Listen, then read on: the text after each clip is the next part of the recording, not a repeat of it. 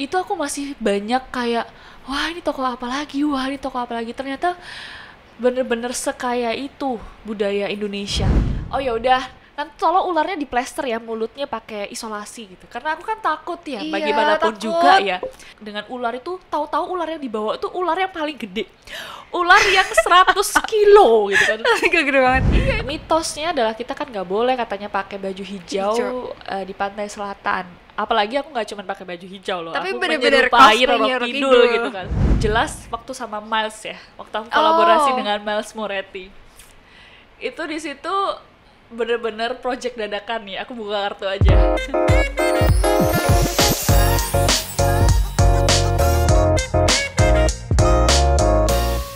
Hai Sobat K-Pods, hari ini kita bakal ngobrol sama konten kreator cantik yang kontennya itu bikin Indonesia makin terkenal. Jadi Kak Dara Saraswati ini bikin konten tentang street fashion dan itu bikin banyak orang kagum. So halo Kak Dara, welcome to K-Pods. Halo kakak. Cantik banget hari ini. Masya Allah, terima kasih. Kak Dara tuh asli Jogja ya? Emang asli Jogja? Asli sih sebenarnya, kalau aku ya interpretasi asli dalam pikiran aku itu adalah yang lama tinggal ya. Iya. Jadi kalau lama tinggal sebenarnya aku lama Iya. tinggal di Sidoarjo. Oh lama Iya, berarti lama di asli Sidoarjo. Sidoarjo juga atau Asli gimana? Sidoarjo, KTP Sidoarjo. KTP Sidoarjo. Sidoarjo. Terus habis itu pindah ke Jogja. Pindah ke Jogja ya. Tapi pindahnya karena apa Kak? Pindahnya karena Pertimbangannya. pada saat itu sebenarnya aku cerita dulu dari awal Iya ya, dari biar awal. biar nyambung Iya gitu dari ya. awal banget nggak apa-apa tuh. Jadi sebenarnya aku lahir tuh di Purworejo, terus move to Sidoarjo karena kebetulan papa aku itu domisilinya Sidoarjo. Kemudian sampai dengan SMP aku di Sidoarjo tuh, lama pokoknya dari kecil sampai SMP kelas 2 Sidoarjo. Iya lama banget di Sidoarjo. Kemudian pindah ke Jogja, ke Purworejo, ikut sama kakek nenek. Kemudian setelah itu lulus SMA pindah ke Malang, ke Jawa Timur. Oh ke Malang dulu, baru Ya. sebelum ke Jogja berarti. Ya, kuliah di Universitas Brawijaya selama 1 tahun. Terus kenapa aku memutuskan ke Jogja? Karena sebenarnya dari SMA itu aku sudah mulai kerja, jadi sudah mulai cari uang sendiri. Itu dari aku SMA kelas 2. Kalau boleh tahu jadi apa itu Kak? SMA. Dulu aku start jadi modeling. Oh. Terus aku sempat gabung dalam band wedding jazz gitu, nyanyi-nyanyi Singer? Oh, jadi wedding singer. singer, nyanyi di pernikahan-pernikahan gitu. Dan memang banyak jobnya itu di Jogja pada saat itu. Jadi ya gimana ya, yang biasanya terbiasa dapat uang, bisa cari uang sendiri, terus tiba-tiba pindah ke Malang kayak harus mulai lagi dari nol. Itu cuman bisa bertahan 1 tahun. Oh gitu. Iya gitu. Gak betah di Karena Malang. kayak aku nyoba beberapa usaha sih, kayak dulu sempat kayak jualan risoles, aku Kayak danusan gitu ya, anak kuliah danusan. iya, aku titipin di kantin. Sebenarnya respon dari teman-teman tuh bagus sih, cuma capek juga ya lama-lama harus bangun pagi dan lain sebagainya, dan kayak kurang bisa membagi waktu untuk kuliah, cari duit, and then istirahat. Akhirnya memutuskan untuk ya udahlah meneruskan karir lagi aja di Jogja. Makanya pindah ke Jogja untuk niatnya meneruskan karir sambil kuliah di Jogja gitu. Kalau awalnya bikin konten itu gimana waktu di Jogja? Awal bikin konten waktu di Jogja, konten awal aku berkarir sebagai content creator atau Iya konten awal berkarir, awal yang konten yang reaction? Iya street fashion itu. Yang reaction ya. Itu awalnya karena pada saat itu aku sebelum konten reaction kan aku memang sudah menjadi content creator, tapi lebih condong ke afiliator di TikTok. Instagram enggak, Instagram benar-benar sebagai profile branding aku aja untuk profesi aku sebagai model dan talent pada saat itu. Jadi memang untuk video-video kreatornya itu aku banyak uploadnya di TikTok. Dan di TikTok aku lebih condong ke afiliator, sampai akhirnya aku merasa bahwa views aku tuh stuck. Dan ini sebenarnya juga sebagai pelajarannya, bahwa ternyata yang kadang kita rasa ini adalah sebuah musibah ya, karena musibahnya pada saat itu aku kena violation, pelanggaran dari TikTok, terus views aku drop. And then aku stres banget sih itu, aku stres kayak sedih gitu. Tapi ternyata itu adalah titik balik kita untuk keluar dari zona nyaman. Jadi Makanya akhirnya beralih ya, kayak jadi cari aku ide harus lagi. akhirnya aku banyak mengulik bagaimana sih untuk bisa memulihkan akun, bagaimana untuk bisa menaikkan traffic, bagaimana untuk bisa menaikkan engagement. Itu akhirnya aku kulik tuh karena aku dapat masalah ini nih. Dan sampai akhirnya tercetuslah ide untuk bikin video gebrakan, yaitu content reaction itu. Dan sebenarnya awalnya nggak langsung content reaction budaya ya, lebih ke content reaction untuk pakai baju-baju cosplay yang film yang lagi trending. Dan Dulu pada pertama saat kali itu apa, Kak? Barbie. Oh, Barbie dulu. Barbie, iya. Jadi aku pengen, karena Barbie lagi hype kan. Terus aku juga pas kebetulan lagi ada stuck masalah akun drop selama 5 bulan tuh aku belum ketemu. Terus solusinya masih Iya, mau cari-cari gitu ya. gitu kan. Sampai akhirnya aku menemukan bahwa cara untuk menaikkan engagement satu-satunya yang paling bagus adalah bikin konten yang berkualitas gitu. Tetap dari sisi organik. Kamu mau boost ads pun kalau konten kamu tidak berkualitas tuh ya tetap bakalan akan turun gitu. Dari situ akhirnya nggak tahu kenapa terpikir ide untuk bikin konten reaksi orang-orang ketika aku nonton film Barbie pakai baju Barbie Oh, gitu. itu posisi dari Jogja? Posisi di Jogja. Dari Jogja. Ya kan, terus itu kan tahun lalu ya, tahun 2023 ya. Oh, berarti belum lama banget ya? Belum lama 2023, itu, ya. 2023 awal tahun kayaknya Barbie itu ya. Awal menuju ke pertengahan, terus sebenarnya views-nya tuh nggak tinggi-tinggi banget ya. Paling sekitaran 400k doang. Tapi itu udah kayak wah banget Udah wah gitu. banget saat itu ya? Karena kan aku mengalami stuck ya, bahkan views aku drops yang nggak tembus sampai 10k, yang biasanya bisa 10, 15, 20k-an itu tuh nggak tembus gitu. Jadi kayak itu jadi suatu pencapaian baru gitu loh, dan aku happy pada saat itu. Akhirnya dari situ aku mulai bikin konten-konten yang banyak konten reaksinya kayak gitu. Awal mulanya bikin konten reaction ya, itu sih. Aku lihat kan Kak Dara itu bikinnya biasanya di Jalan Malioboro dan itu udah beralih menggunakan kebaya. Nah, itu kenapa gitu, Kak? Nah, itu pun sebenarnya juga nggak sengaja. Jadi setelah konten Barbie, konten berikutnya itu adalah konten fashion biasa. Aku ingat banget tuh. Konten kebaya itu adalah konten ketiga, konten reaction ketiga. Yang kedua apa? Yang kedua itu adalah konten aku pakai baju casual biasa, lebih ke menunjukkan fashion modern aja gitu kan. Dan akhirnya yang konten ketiga itu adalah masih sama dengan konsep cosplay baju yang sedang viral di film. Pada saat itu ada gadis kretek. Oh, itu yang ketiga. Itu yang ketiga. Oh iya, itu booming banget. Aku lihat Gadis juga kretek videonya. kan viral Iya. tuh, filmnya viral kan. Ini yang bikin konsep fashion kan gak ada ya, cuman aku kan pada saat itu ya udah aku pengen cosplay jadi Jengyah. Bagaimana reaksi orang ketika melihat Jengyah versi nyata nih di dunia nyata gitu kan. Ya udah hanya bikin content reaction, dan ternyata itu yang viral banget sih. Sebenarnya kalau dari keseluruhan content reaction bukan itu ya, tapi itu titik balik orang-orang akhirnya lebih banyak mengenal aku sebagai Dara Sarasvati. Dan itu banyak apresiasi dari teman-teman media sosial yang mengatakan bahwa wah keren nih melestarikan budaya Indonesia dengan menggunakan kebaya dan lain sebagainya. Dari situ muncullah inspirasi untuk meneruskan membuat content reaction dengan mengadaptasi unsur budaya Indonesia supaya lebih ada value yang bermanfaat dan positif. Tapi di sini pesannya adalah kadang tuh kita nggak tahu kita mau ngapain gitu. Yang penting kita sebagai anak muda kalau punya ide, itu memang ide tuh sometimes nggak mungkin perfect di awal. Nggak, maksudnya raw. Maksudnya kan dari ide content reaction kan awalnya raw ya, mentah ya. Tapi ketika kita action, terus kita mengalami prosesnya, lama-lama ide itu akan menjadi sempurna gitu. Tapi kenapa pilihannya di jalan dan Jalan Malioboro? Pilihannya kenapa di jalan? Karena ya Jalan Malioboro itu kan ikonnya Yogyakarta ya, iya. dimana di situ banyak wisatawan baik lokal maupun sebenarnya mancanegara. Itu banyak beberapa turis mancanegara yang juga jadi makin dikenal gitu di ya Malioboro sama mereka, gitu iya. kan, Malioboro, Jalan Malioboro. Jadi salah satu alasan ya itu mencari tempat yang crowded pastinya. Ya Jogja ya di mana lagi kalau bukan di Malioboro. Gitu. Iya benar. Tapi bikin di situ keamanannya gimana, Kak? Apakah ada tantangan atau rintangan yang Kak Dara hadapi selama bikin konten reaction tapi di jalan gitu? Kalau dari sisi keamanan sih Alhamdulillah masyarakat Jogja itu walaupun memang di sana di Malioboro nggak hanya masyarakat Jogja ya, banyak juga masyarakat Iya, luar Jogja, turis. tapi rata-rata mereka lebih reaksinya lebih ya seperti yang ada di video itu real. Jadi reaksinya lebih ke kagum, kagetnya lebih ke ya kagum. Jadi aman-aman aja sih sejauh ini. Coba ceritain dong Kak pengalaman terunik waktu bikin video konten itu, street fashion itu.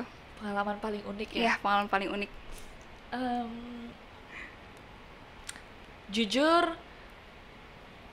kalau ngomongin pengalaman paling unik street fashion, oh tapi nggak hanya di Malioboro ya. Iya, nggak apa-apa. Yang paling unik jelas waktu sama Miles ya, waktu aku kolaborasi Oh. dengan Miles Moretti. Itu di situ bener-bener project dadakan nih, aku buka kartu aja. Project dadakannya gimana tuh Kak Project maksudnya? dadakan itu Miles, sebenarnya Miles itu menghubungi aku udah jauh-jauh hari dari sebelum kita bikin konten. Cuman fiksasi tanggal dan bulannya itu dia nggak pernah update gitu. Terus tiba-tiba 2 minggu, nggak sampai 2 minggu, bahkan 2 minggu sebelum hari H, dia hubungin aku lagi tuh. Kalau aku mau ke Indonesia nih, aku mau bikin konten reaction. Nah pada saat itu kayak, what Miles, kamu dadakan sekali. Dan itu pada saat momen Lebaran. Dan dia berencana untuk bikin konten di Jakarta. So aku bilang bahwa di Jakarta kalau Lebaran kan lagi ini ya lagi pada pulang kampung. Iya, malah pada gitu. pulang Pada kalau di kampung. Jakarta. Jadi dari situ akhirnya kita langsung ubah plan ke Bali, which is Bali kan eh, rata-rata mostly nonis ya. Jadi dengan harapan di sana masih banyak masyarakat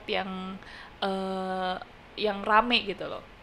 Akhirnya ke Bali dan alhamdulillah memang bener rame gitu kan.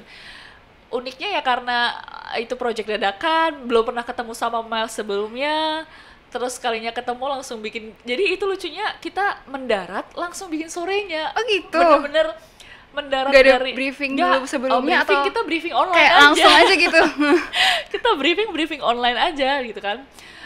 Terus kita ketemuan di Bali tuh, aku udah landed dulu di Bandara Bali. Terus kita nunggu Mas sekitar sejam, dia juga mendarat.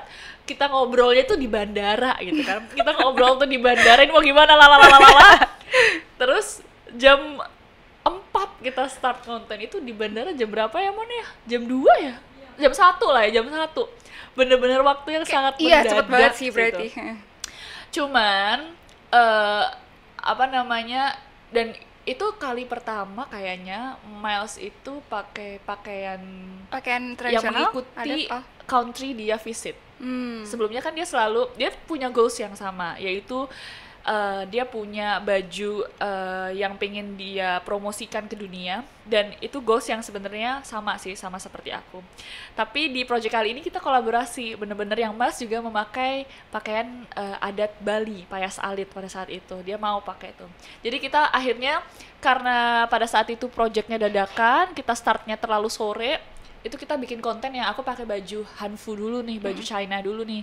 Terus keesokan harinya paginya kita hunting lagi nih, dia yang pakai baju adat Bali, payas alit, dan itu kita bikin kontennya di desa Panglipuran, desa yang mendapatkan gelar desa terbersih ya, itu di Panglipuran gitu. Nah, aku mau nanya nih, kan itu awalnya Kak Dara kan beralih ya dari yang konten creator make up, terus akhirnya baru bikin konten reaction. Nah, di situ gimana caranya supaya Kak Dara tuh bisa pede? Karena kan kayak peralihannya jauh banget kan, kayak beda banget gitu.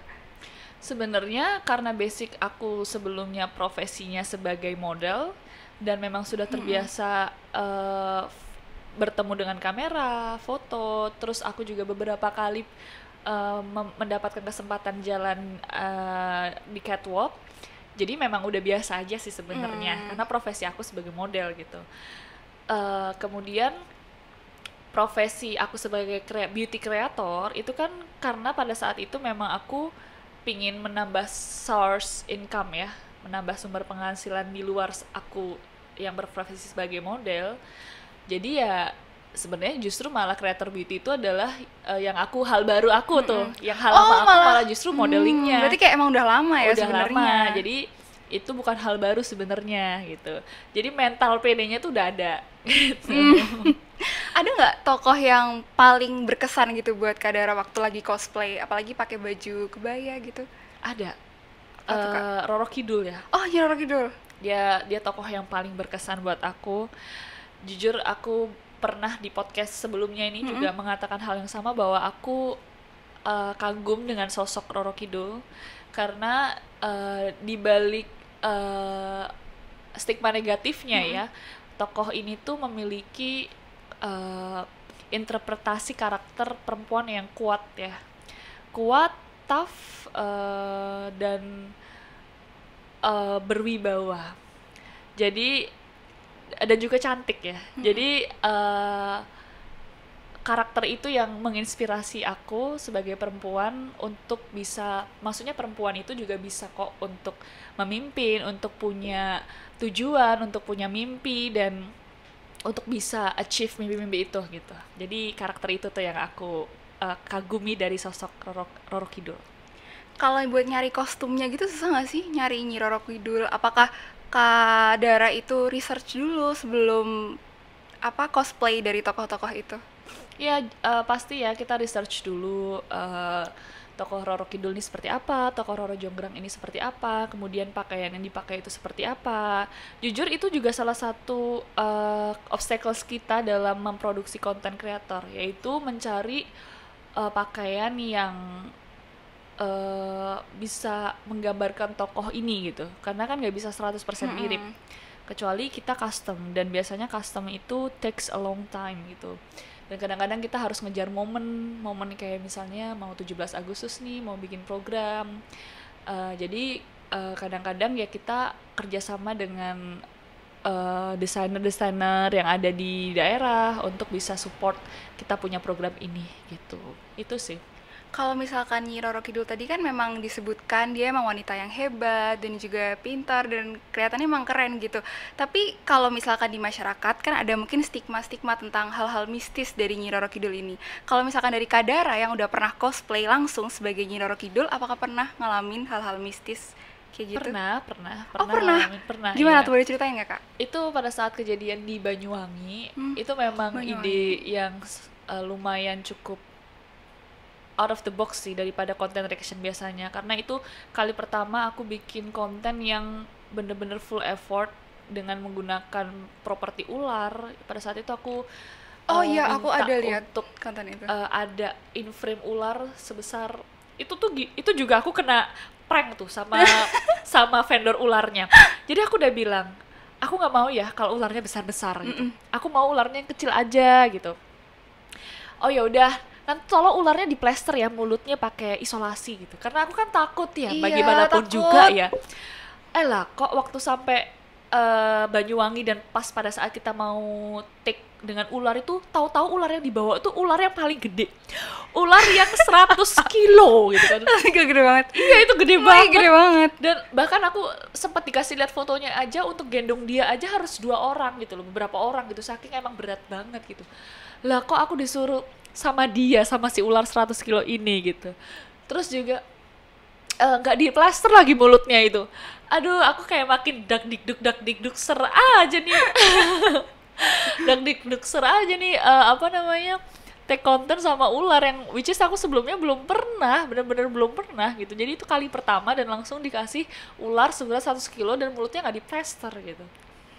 Cuman balik lagi, aku harus merealisasikan program ini, dan ya aku suka tantangan juga orangnya ya. Dan dia bilang sih, ini si vendor ularnya juga bikin apa, berusaha menenangkan ya. Jadi bilang, ini ular yang paling lama sama aku, dia yang paling jinak. Kalau yang kecil itu Tapi dia tetap malah, aja kan ya ukurannya gede. iya, kalau yang kecil tuh malah agak nakal. Dikira lagi ngibulin anak SD apa ya. Ya udahlah, udah terlanjur yang dibawa ini, gimana lagi, dan kita ngejar waktu kan ya. Ya udah akhirnya bonding lah tuh sama ular 100 kilo itu, dan ternyata dia baik juga sih. Oh, baik. Ularnya bener-bener diapain aja dia nggak berontak gitu. Ya alhamdulillah itu berjalan lancar sih. Nah, kejadian mistisnya itu adalah pada saat kita take konten dengan aku menyerupai pakaian Roro Kidul itu di pantai Pulau Merah Banyuwangi, di mana pantai Pulau Merah Banyuwangi ini kan adalah pantai selatan ya. Dan mitosnya adalah kita kan nggak boleh katanya pakai baju hijau, Hijau. di pantai selatan. Apalagi aku nggak cuma pakai baju hijau loh, Tapi aku bener-bener menyerupai cosplay Roro Roro Kidul Kidul. gitu kan.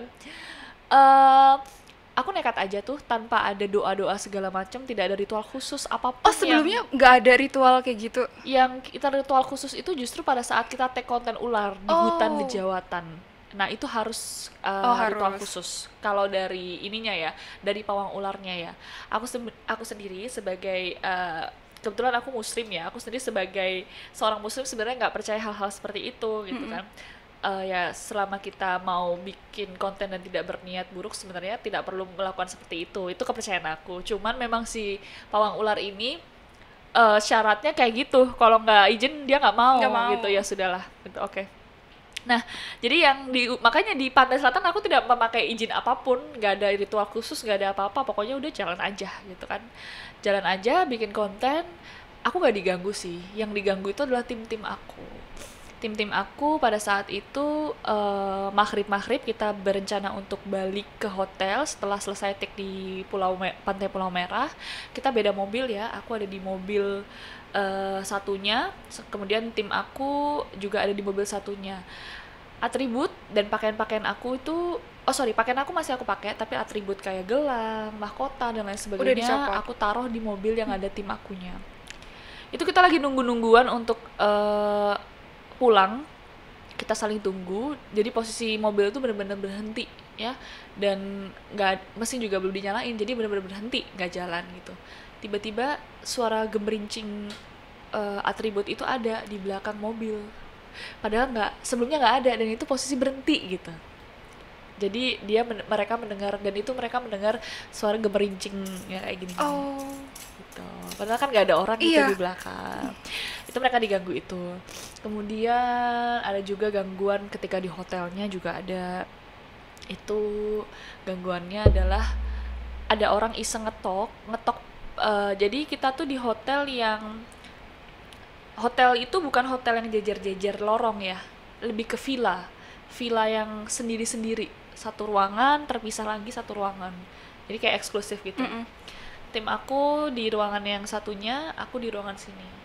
Ya jaraknya lumayan berjarak, tapi nggak jauh-jauh banget lah, paling ya sekitar 30 meter, nggak terlalu jauh.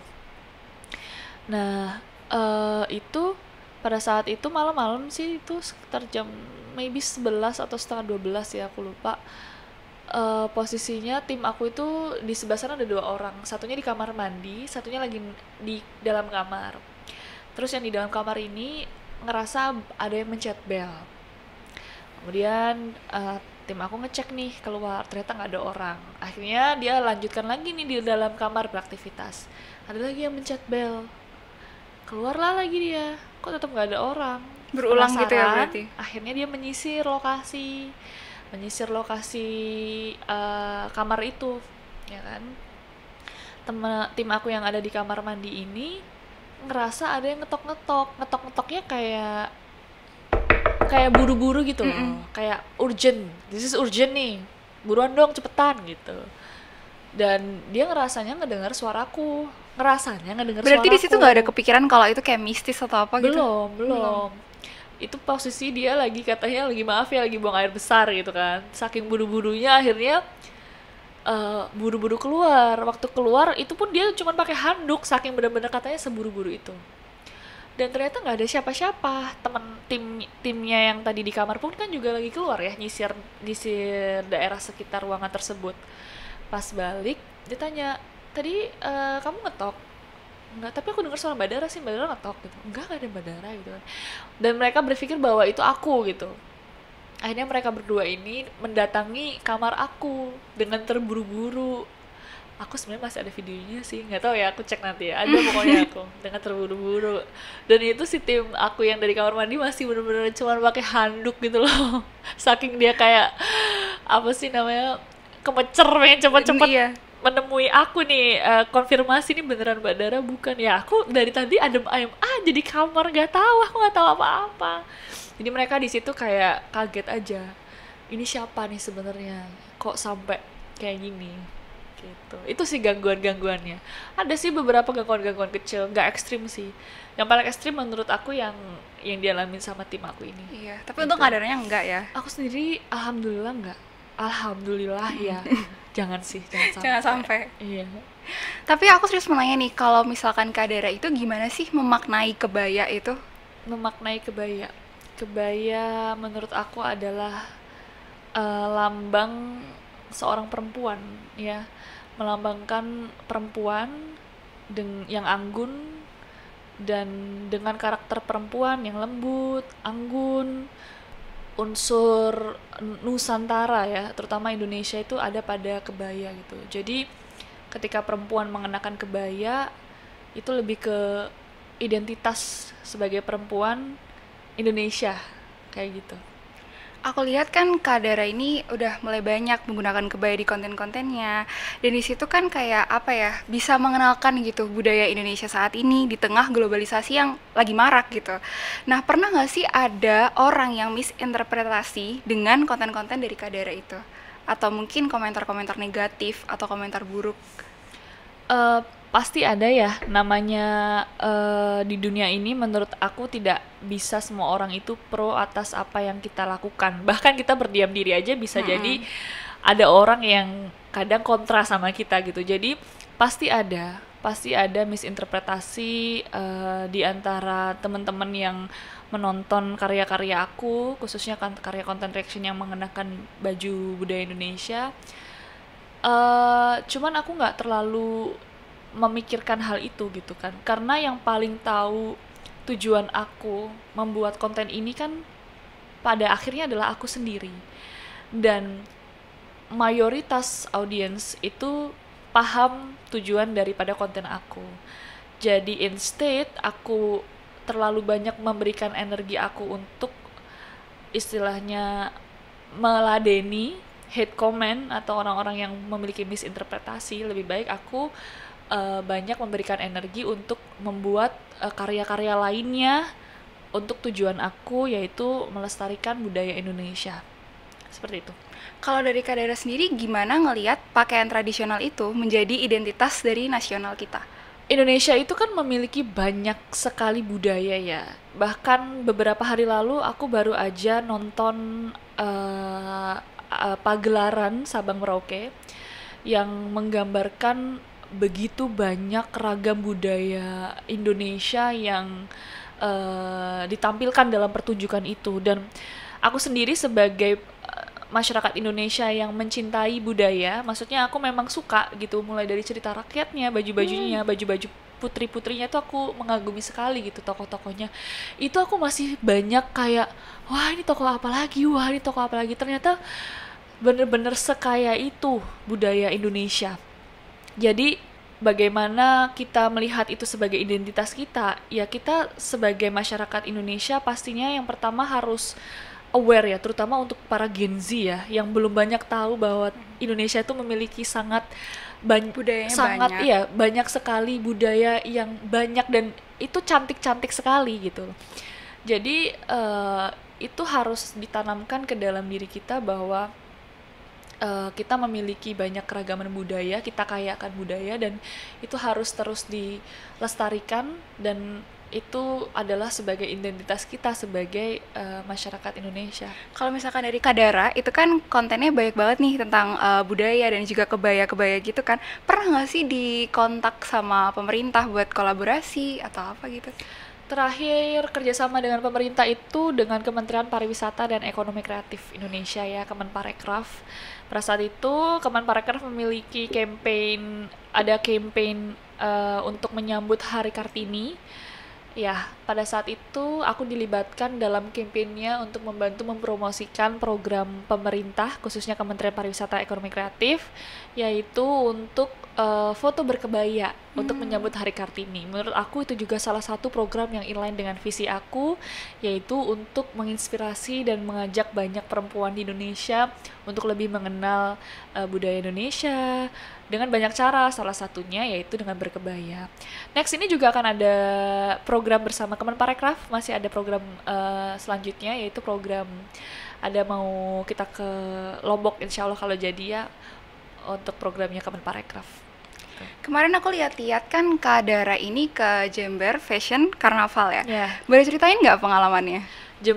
Jember Fashion Carnaval ya. Ini untuk informasi aja, mungkin banyak juga teman-teman Gen Z yang belum tahu nih. Jember Fashion Carnaval itu adalah karnaval terbesar nomor 2 di dunia. Dan itu diselenggarakan di Jember. Jadi kita sebagai masyarakat Indonesia harus bangga ya. Karena bisa menjadi salah satu pelopor karnaval terbesar di dunia ya. Yang banyak nilai-nilai positif yang bisa diambil pada event tersebut gitu. Pengalamannya pasti luar biasa, bangga gitu kan, dan happy, senang bisa ikut dalam kontribusi event tersebut. Itu banyak banget ya di file yang yang disajikan pada event tersebut gitu kan. Banyak sekali lah pokoknya ragam budaya Nusantara yang dihadirkan dalam proses fashion street tersebut. Itu tuh bener-bener kita tuh jalan di sepanjang jalan yang udah ditentukan, jalanan gitu, bener-bener di jalanan kita tuh jalan. Dan itu yang terlibat tuh banyak orang-orang hebat juga yang terlibat di dalamnya. Kemarin ada Raisa, ada Tiara Andini, ada Putri Indonesia, terus banyak juga beberapa kontributor dari luar negeri, dari Jepang, dari berbagai macam negara ya. Jadi pastinya senang sih bisa ikut andil dalam program yang bertujuan untuk melestarikan budaya Indonesia. Tema kostumnya apa Kak? Boleh diceritain? Kemarin tema kostumnya karena kebetulan aku datang bersama dengan salah satu beauty brand di Indonesia, dan beauty brand tersebut memang ingin mengangkat tema media. Kenapa media? Karena mereka merasa bahwa melalui media mereka bisa menyebarluaskan karya-karyanya gitu. Dari situ aku membawakan D-file atau konsep tema yaitu media.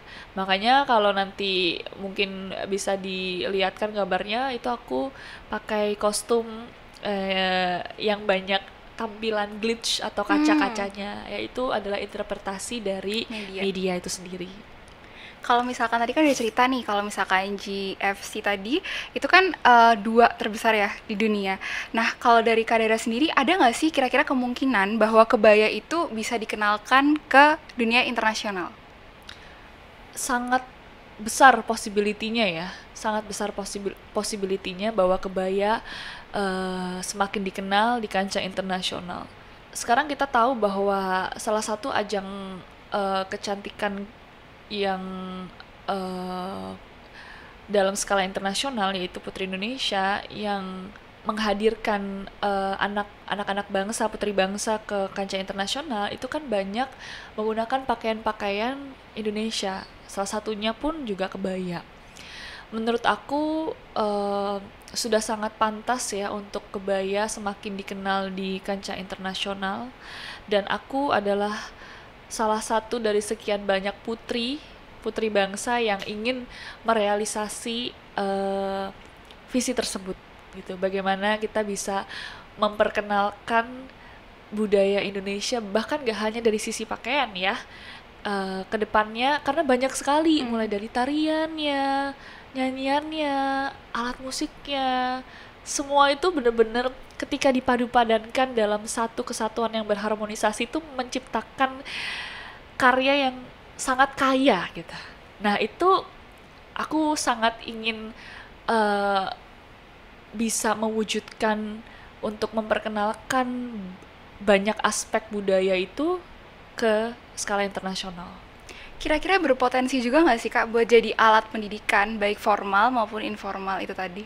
Menurut aku hal yang paling mudah untuk diterima masyarakat ketika itu, terutama itu hal baru ya. Sebenarnya ini hal lama, tapi kan harus diperkenalkan ke anak-anak muda. Anak-anak muda kan ini adalah suatu hal yang baru, yang mana di era digitalisasi pada saat ini lebih banyak budaya baik dari luar maupun banyak budaya yang masuk dengan minim filter. Jadi satu hal yang harus dipahami bahwa orang itu akan lebih mudah menerima ketika sesuatu itu diterima dengan cara yang asyik, dengan cara yang menyenangkan, dengan cara yang tidak membuat itu menjadi pressure gitu. Ketika orang didoktrin untuk harus belajar budaya dengan cara konvensional, menurut aku itu akan menjadi boring dan justru akan menjadi jadinya lebih ke pressure. Tetapi ketika itu dikenalkan dengan cara informal, contohnya seperti Fashion Street, dengan memperkenalkan atau memperagakan tokoh budaya Indonesia, kita ambil sampel tokoh Roro Kidul. Orang yang tadinya nggak tahu itu akan ini siapa nih, cantik banget gitu ya, ini tokoh apa sih sebenarnya. Dan di situ kan aku sebenarnya juga menuliskan di caption tentang tokoh yang aku bawakan, itu memancing orang untuk ingin tahu lebih dalam tentang siapa tokoh ini sebenarnya, yang nantinya juga bisa jadi menciptakan awal mula kecintaan mereka terhadap budaya Indonesia gitu.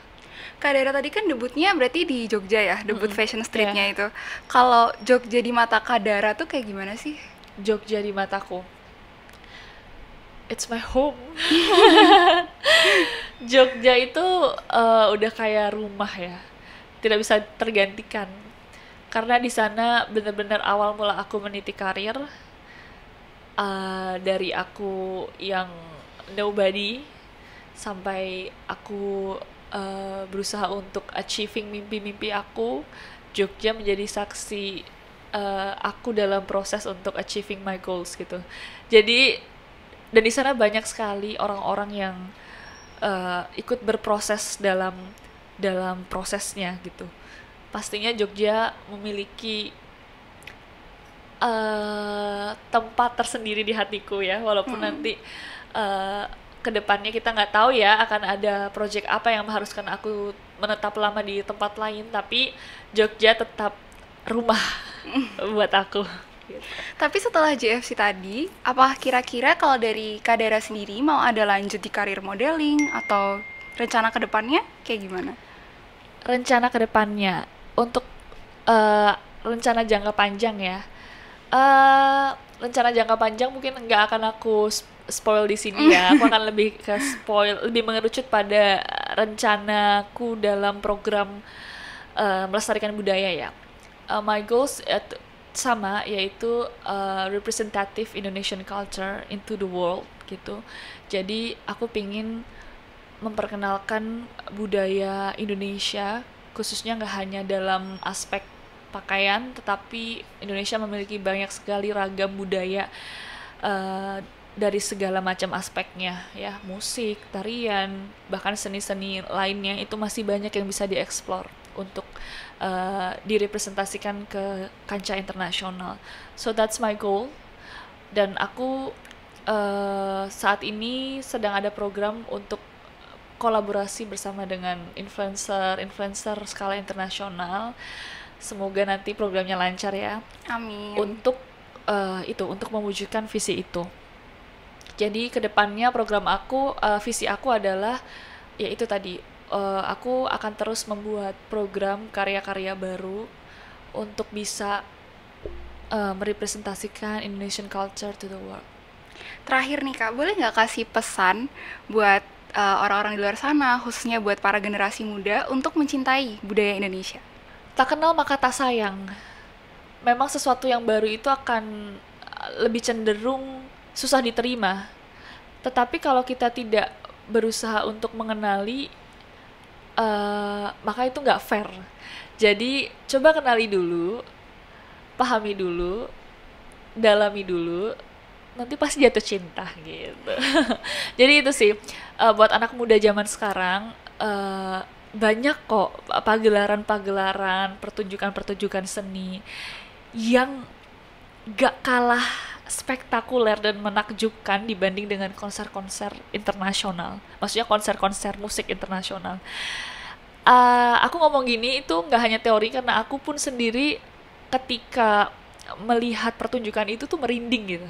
Gila, ternyata budaya Indonesia tuh sekaya itu gitu. Dan ketika itu dikemas dalam berbagai macam aspek budaya dikemas dalam satu sebuah pertunjukan yang luar biasa, yang saling berharmonisasi, itu menciptakan sesuatu yang spektakuler gitu. Makanya coba kenali dulu deh, nanti kalian pasti akan jatuh cinta. Gitu. Oke, Kak Dara, tadi kan kita udah ngobrol banyak banget ya dari A sampai Z di sini. Mungkin segitu dulu. Thank you udah datang ke sini dan main-main bareng kita. Jangan kapok ya buat ke sini. Semoga apa yang udah kita obrolin tadi bisa jadi insight buat teman-teman di rumah. So, see you in the next K-Pods. Bye-bye.